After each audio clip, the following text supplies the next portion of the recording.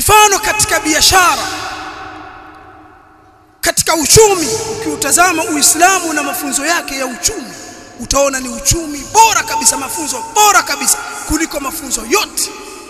Mafunzo ya rasul malia, capitalism, ubepari, mafunzo ya ishtirakia, communism, ambao ni ushirika, mafunzo ya shuuia, socialism, ujamaa, mafunzo ya aina mbalimbali ambao yanafungamana na uchumi, mambo ya monopoly na aina nyingine za mifumo ya uchumi. Ukilinganisha na Uislamu, utaona Uislamu ni dini mafunzo yake bora kabisa katika uchumi. Hatuna muda ya kuoanisha, lakini mafunzo bora. Mfano, tizama jambo la riba. Kuna watu wanaona riba ndi muhimili wa uchumi, mabenki hayasimami bila ya riba, lakini wametopezwa watu wa riba.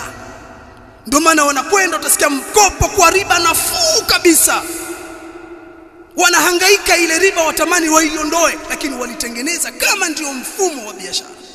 Huku wahalla Allahu al-bai'a wa harrama ar-riba, Allah amehalalisha biashara, ameharamisha riba.